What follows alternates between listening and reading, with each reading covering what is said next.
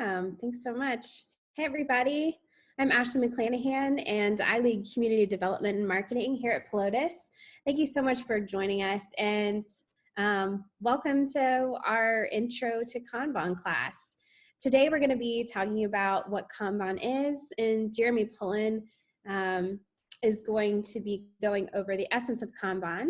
At the end of the webinar, we're going to let you know all the details about our upcoming Kanban classes and also announce a raffle winner to one of our upcoming Team Kanban classes. If you don't mind holding your questions until the end, and if you have anything that you would like to comment on, feel free to visit the chat button at the bottom of your screen, and I'll be helping to monitor those questions, and we'll have a Q&A session at the end. Just a little bit about our presenter today, Jeremy. He's been building reliable software and hardware systems for over 20 years. He's worked at some great organizations in the Atlanta area. He's also an accredited Kanban trainer, Scrum Master, and co-organizer of the nonprofit Agile ATL, as well as several meetups, including Agile Octane. And in his spare time, he chairs the committee for a Boy Scout group, Troop 876. He loves to spend time outside with his family, backpacking and traveling as well. Feel free to follow along with him on Twitter or on LinkedIn. And with that, I'd like to hand it over to Jeremy. Thanks so much, Jeremy, for your time today. Ashley, thanks for the great intro and welcome everyone. I'm really excited to share a little bit about Kanban with you today. So this is based on the original Essence of Kanban deck by Dave Anderson. I'm doing this with permission. And you know, this is an updated version of the Essence of Kanban, you know, that really gets to the heart of what Kanban is. So I do want interaction, so with the number of folks we have, it may be easier to answer through the chat window, but we can do a combination of chat as well as conversation. So this picture here gives us a clue to what the essence of Kanban is really about. So in the chat window, why don't you you know, put some comments. What are some things that you see in this picture? And what might give you some clues of what Kanban is really about? And I'll monitor the chat, and I'll give some I'll read out some of the things you say.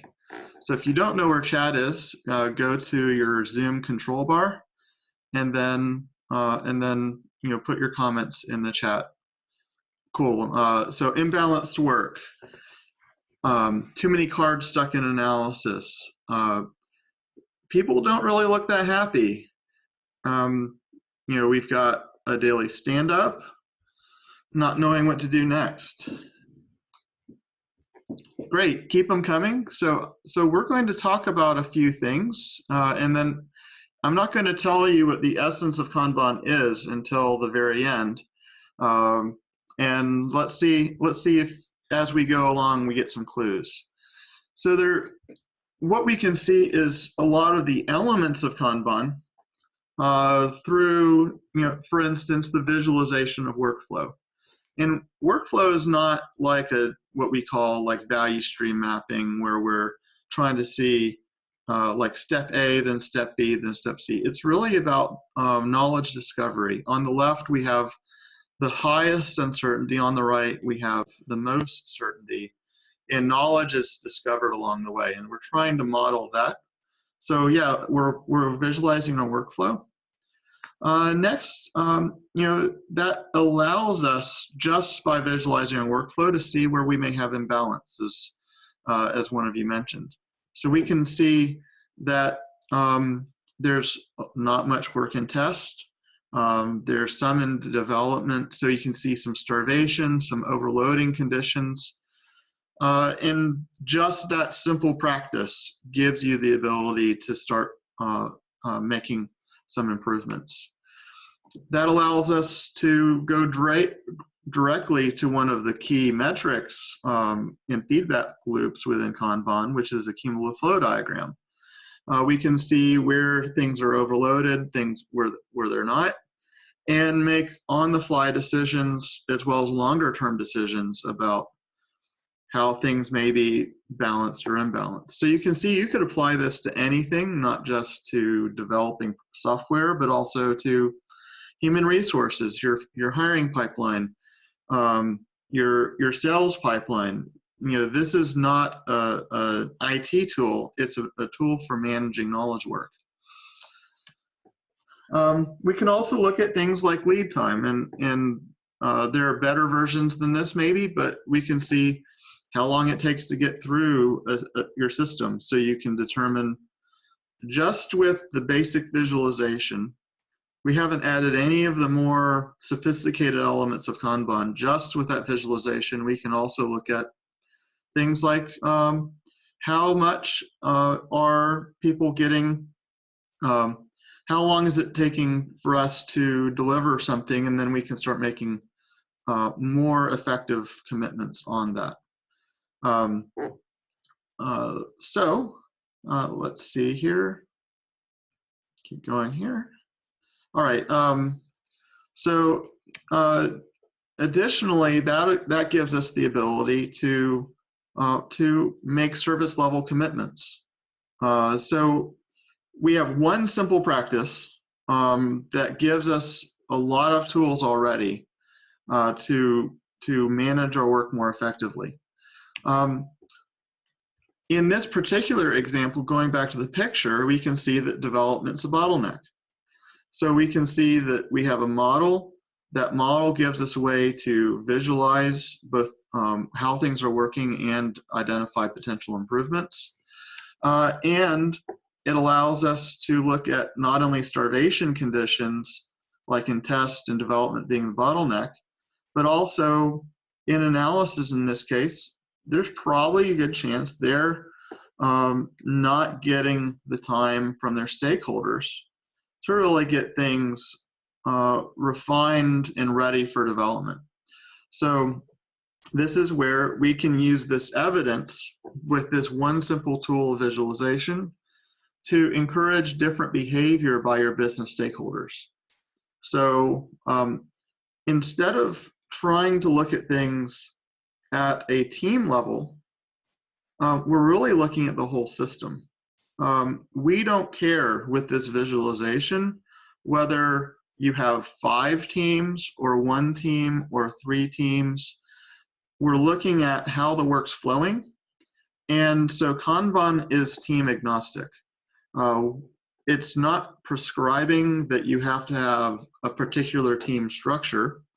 It also works with any team structure that you might have, whether it's XP or Scrum teams or traditional waterfall or some other scenario.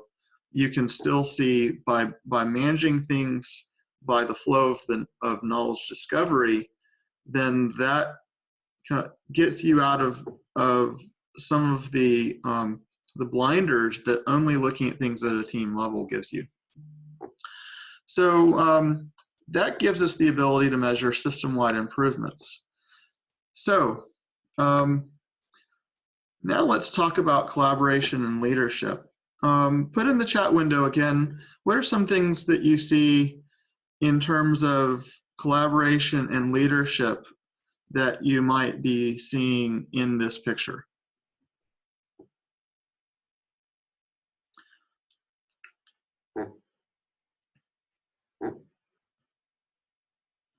And I will go back to the cumulative flow and lead time during the Q&A, and we can rehash that. So we have some people waiting to be told what to do. We have everyone facing the person with glasses. It looks like everybody is reporting to one person. So there's an assumption that maybe that's the person with the highest power and or leadership. Maybe that person emerged.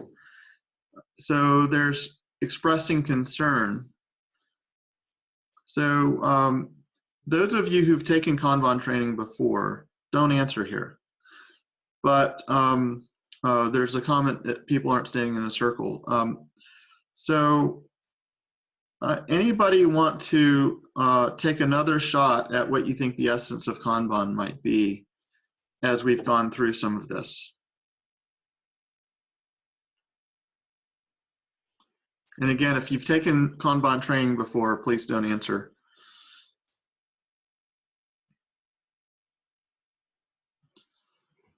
All right, I'm still going to so here's what the essence of Kanban really is. The essence of Kanban is meaningful conversation. Let's break it down. You have to have at least one person who's willing to initiate some meaningful conversation about how things are going. Second, you have to have other people who are willing to join in that conversation. And the third thing is the willingness to do something about it. So it really begins with that conversation, that meaningful discussion about what's important, about how things are going, about having the safety to even have that conversation, to then start on this journey of continuous improvement. And so, did I say anything about the Kanban board in that? And I'm seeing a lot of you shake your heads no. So Kanban is not fundamentally about visualization. So while I started this out with a discussion about visualization being a tool, the thing it starts with is the human beings standing and talking to each other, or sitting, it doesn't matter, but talking to each other in a meaningful way about how things are going. And with that is really what Kanban is at its core, is that core conversation of at least one person willing to initiate the conversation and others being willing to participate to talk about what's going on and doing something about it. And then we start using other tools like visualization, and we're going to get to WIP limits in 1 second, as a way to run experiments. But those are not Kanban, those are the tools that we use after we've had that meaningful conversation. So this often starts with a Kanban meeting, and one of you said this looks like a stand-up. You're right. We're not prescribing what the meaningful conversations form might be. It could be a stand-up. It could be some other group of people talking. But at its essence, it's, yeah, can you have a group of people who are really willing to start changing things with a goal in mind? So let's talk about WIP limits and how they factor into this. WIP limits are an example of a Kanban tool that provoke stress. So what they're doing is really acting as a way of provoking more conversation about how things are going. Without the WIP limits, you often aren't creating enough organizational stress in a healthy way to really see where your issues are.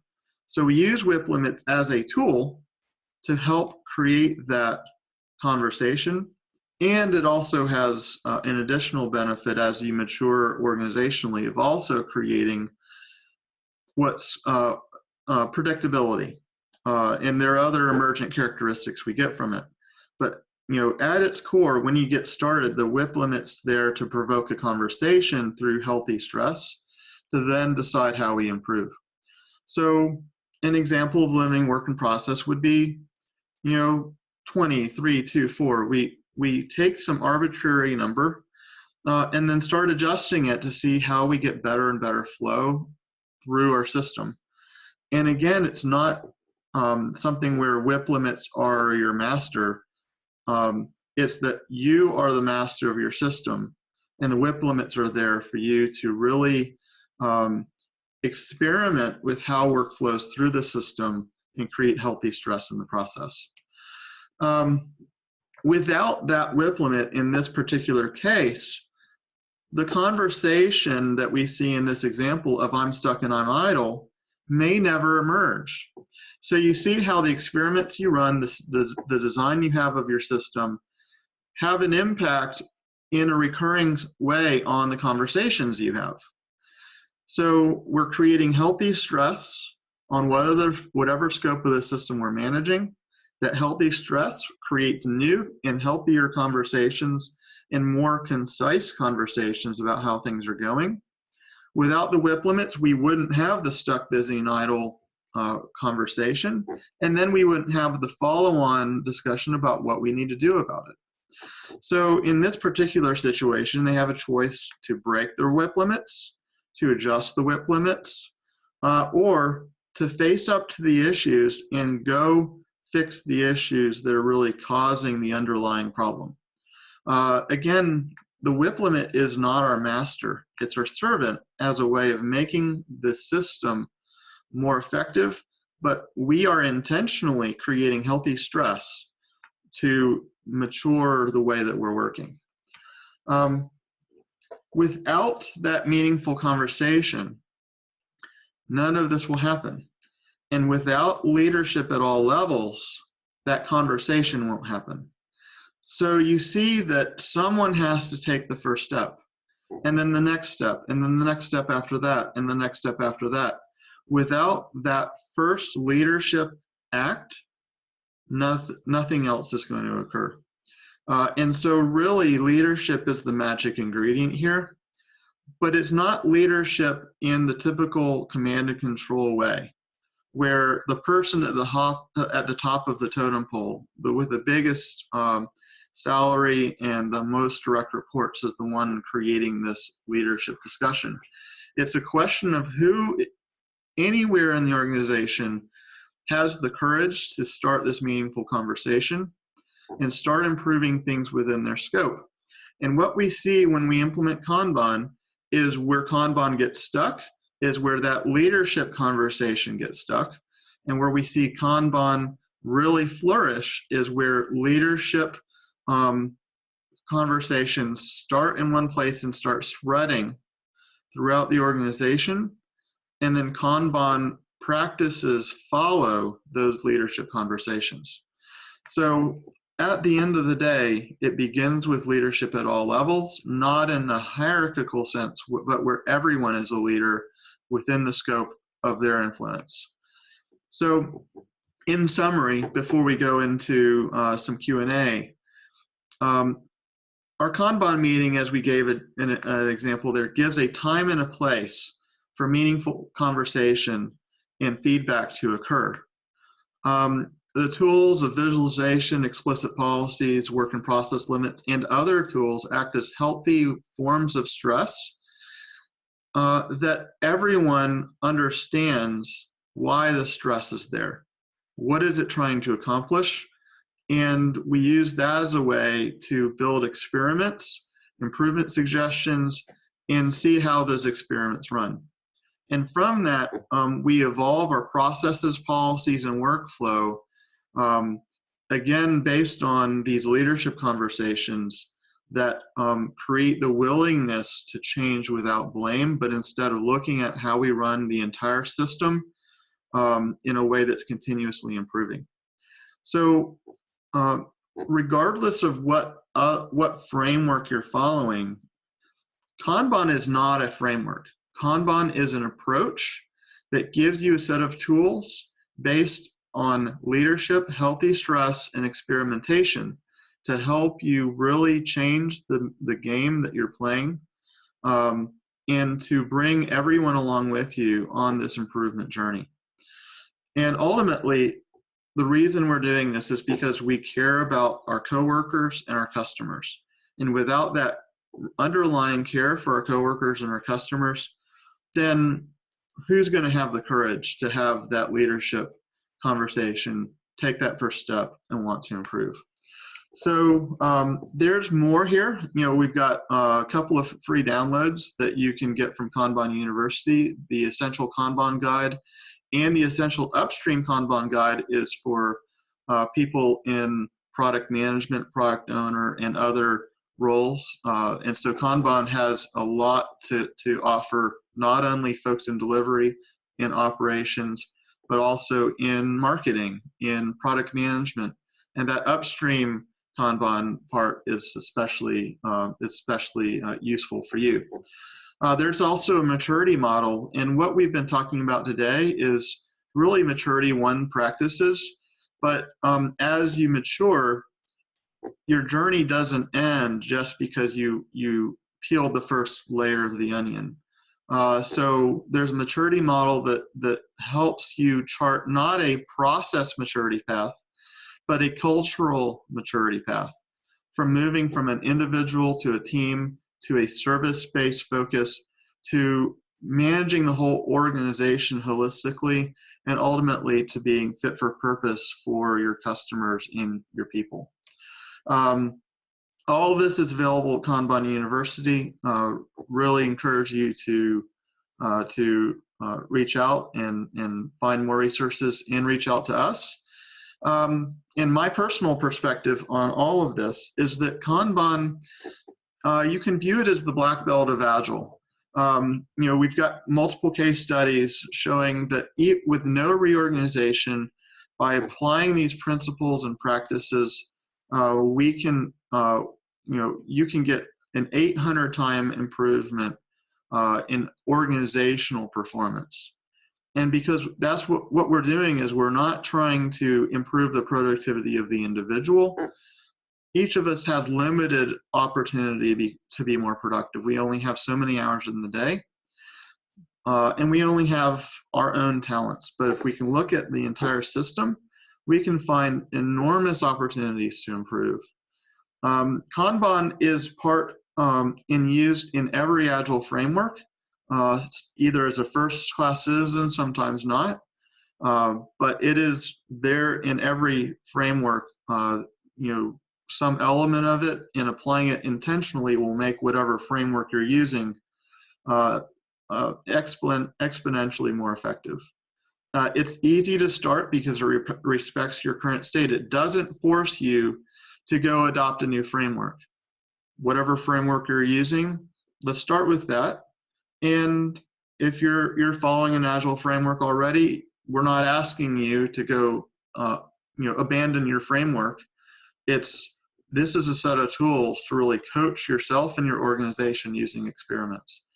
And finally, Kanban has the lowest cost coaching model in the industry. It's not where you have to have full-time coaches, every day, 24 hour or 8 hours a day on the ground. We can take a really low-cost, incremental coaching approach that is really differentiating in terms of the value add that you get for the cost that you have to, the money you have to spend. But ultimately, it all starts with this leadership, meaningful conversation starting point. Without that meaningful conversation, we can't start. So on that note, Ashley mentioned at the beginning Agile ATL and Agile Octane. One of the things that Polodis is sponsoring just as our service to the community, and this is not limited just to folks in Atlanta, this is everyone, you can join our upcoming intent-based leadership cohorts. And what we'll do is using publicly available intent-based leadership courses that Dave Marquet offers online. We just run discussion groups to support these leadership conversations. So join us in that. It's a great way to join a community. We just help with the administration of it, and we don't make any money off of it. It just, you purchase the online course publicly available through the Intent-Based Leadership Institute. And it's really valuable as a complement to Kanban and the other things that you're doing. So, Ashley, do you want to talk about the classes? I'd love to. So we have several upcoming classes this month. And this month we're actually focusing on team Kanban. So all of these classes that we're offering are highly interactive and engaging, using several different innovative tools to really make it an impactful experience. It's not a presenter style.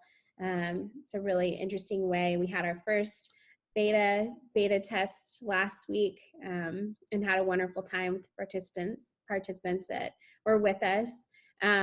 So basically, Team Kanban allows you to effectively measure and evolve the way that you work in order to reduce overburdening on a team. In this course, you're going to be able to walk away with the ability to make commitments based on metrics and to see all the work that you currently have in progress. So we have several different options, times and days for you. The week of April 13th, we're offering a lunch bunch get together from 12:30 to 2. So on that Monday, you'll just have an hour time with us to make sure that your AV setup is working, that you're able to successfully log into the different tools that we'll be using, so we'll be ready to go Tuesday through Friday. We're offering 90-minute sessions from 12:30 to 2. Then the week of April 20th, we actually have half-day editions where it's a 4-hour block of time from 8 in the morning till 12. And then the week of the 27th, we're hosting a breakfast club edition. Similar to the week of the 13th, it's going to be Monday, 1 hour of logistics from 8:30 to 9:30. And then Tuesday, Thursday, it's going to be 90-minute sessions from 8:30 to 10 o'clock. And so I'll go ahead and share these different links with you guys. You can check out more details there. And also, we have a quick 30-second poll, anonymous poll, that we'd like to share with you guys. I'm also going to stick it here in the link in the chat window for you. Here's the poll.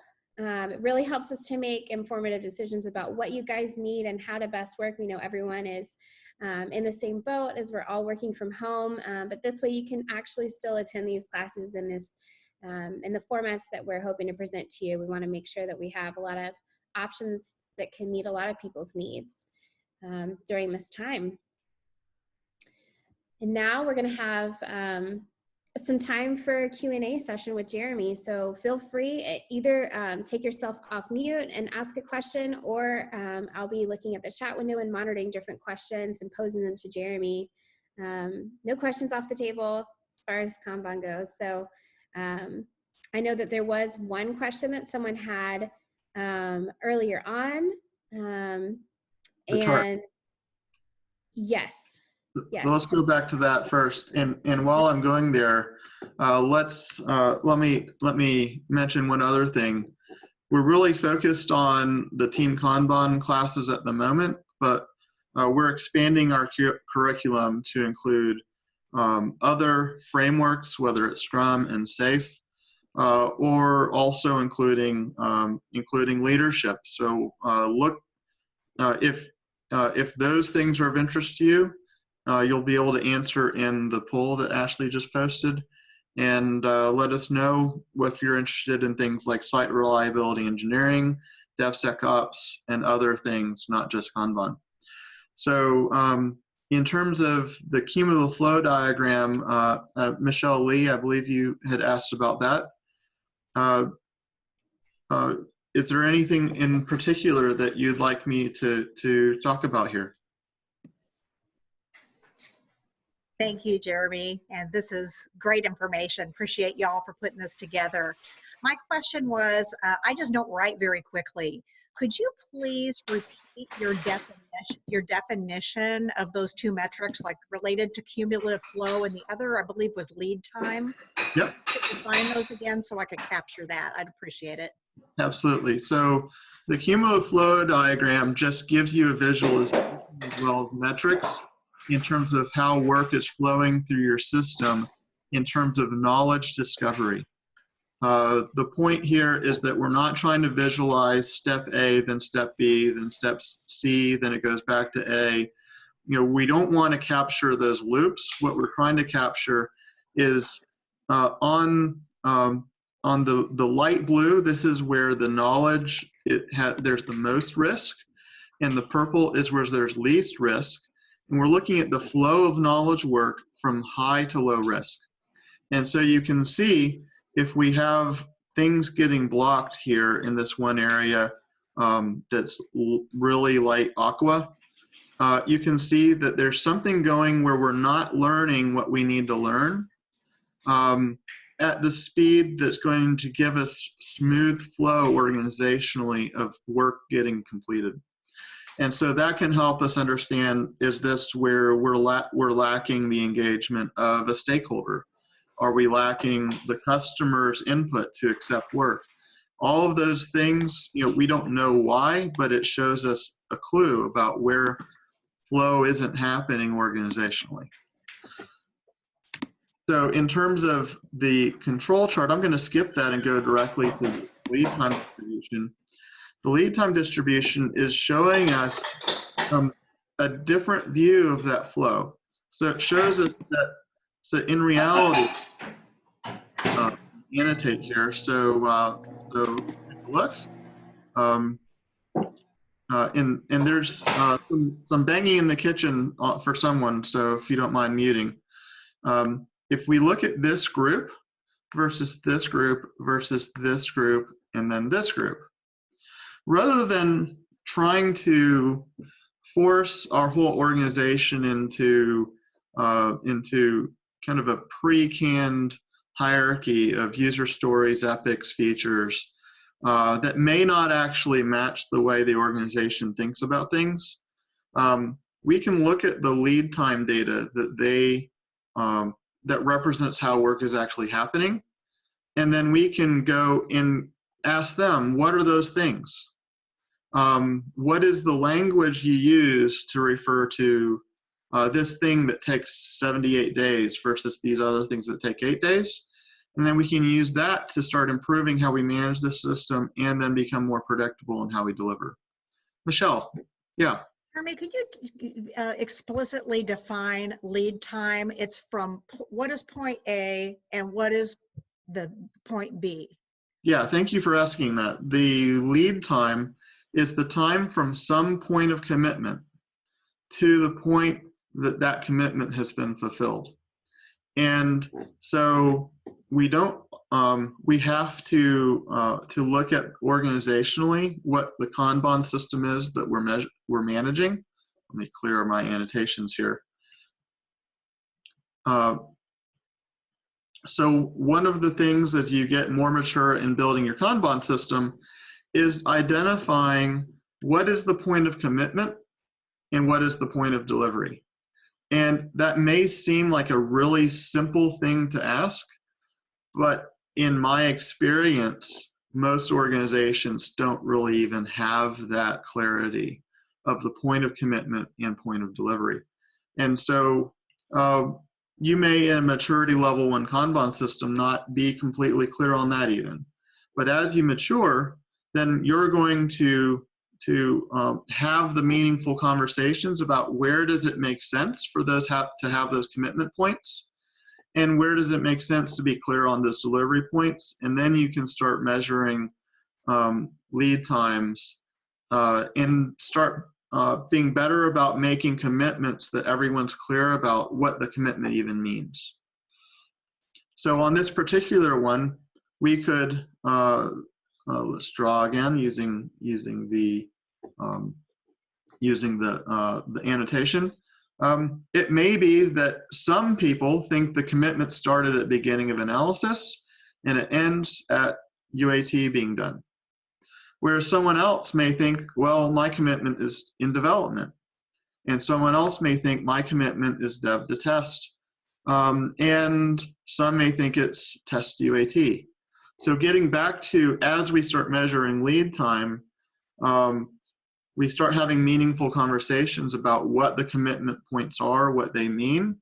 And then from there, we can start talking about what we want to do to both set better, make better commitments, measure how we're doing, and make meaningful improvements in how we're managing work.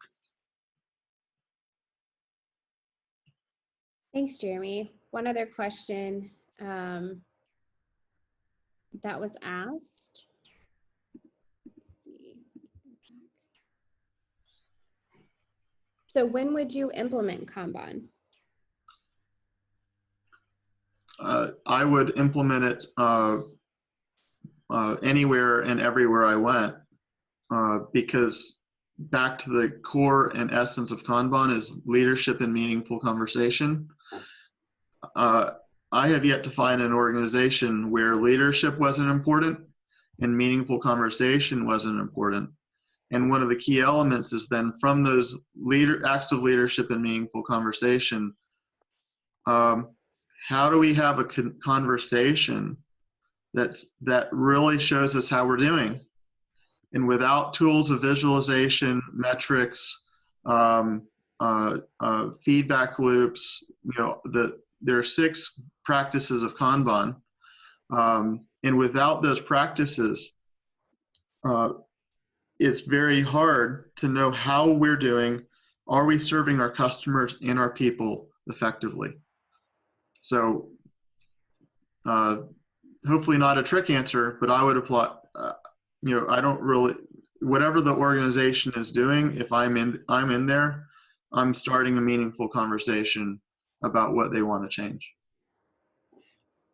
Okay, another question is, where would you choose Kanban over Scrum or Agile? And it's not a versus discussion, so I'm not going, it's not a question of Kanban versus Scrum. If you look at Scrum, Scrum has a simple visualization of the work to do, doing, and done typically.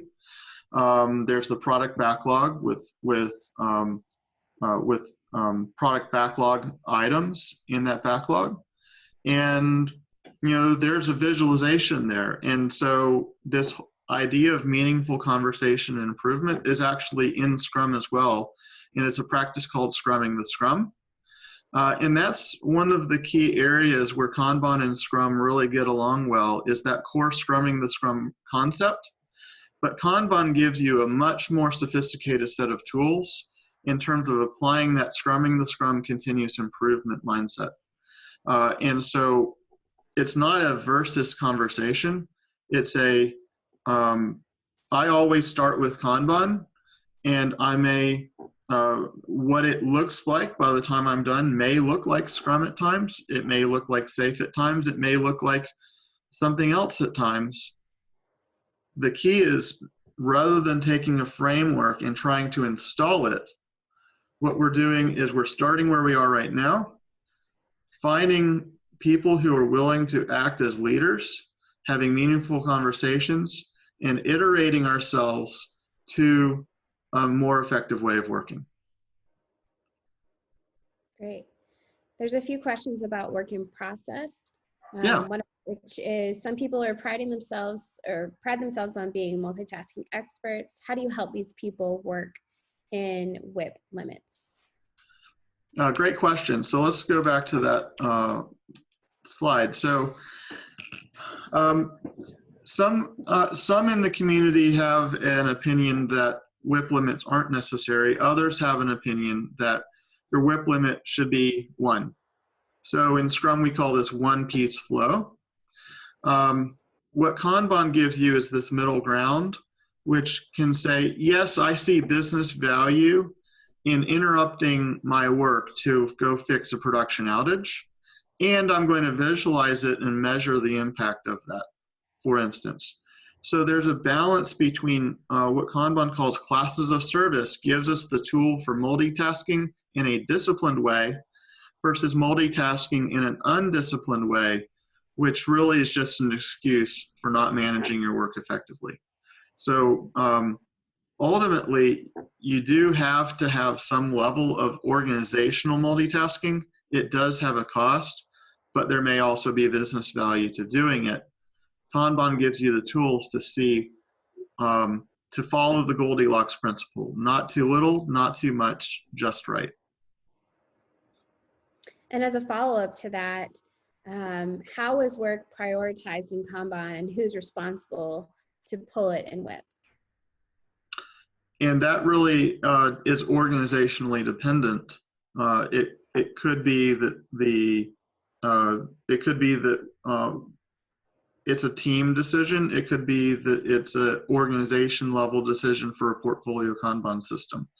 So we end up defining that as part of our policies. Who are the people who can make decisions to pull new work in, and the commitment point, or at the commitment point, and who are the people who manage the work before the commitment point. So that we don't prescribe it, but we make it explicit what individual or group of people have the right before and after the commitment point to make decisions. So one other question is, besides the classes, I'm assuming the Kanban classes that you're offering, are you planning to do more seminars similar to this?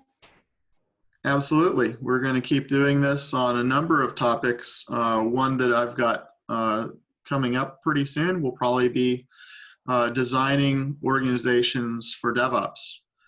There may be a few others as well. There will be a number of others as well.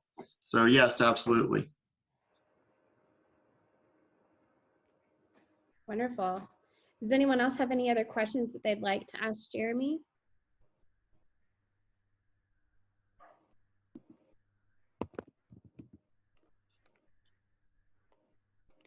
Well, cool. Guys, thank you so much for joining.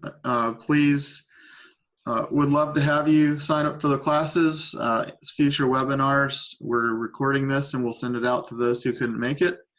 And let us know in the survey, like Ashley mentioned a minute ago, about, let me go here to the end, actually. Ashley put out the poll. That gives you some opportunities to help us know what topics you'll find interesting. And so we can do more of these on topics that you'll find valuable, and just keep the ball rolling. Yeah. So thanks so much for joining today. One last thing is we actually, during this call, selected a raffle winner to one of our upcoming Team Kanban classes. You'll get to choose which one you'd like to attend. So congratulations to Erica.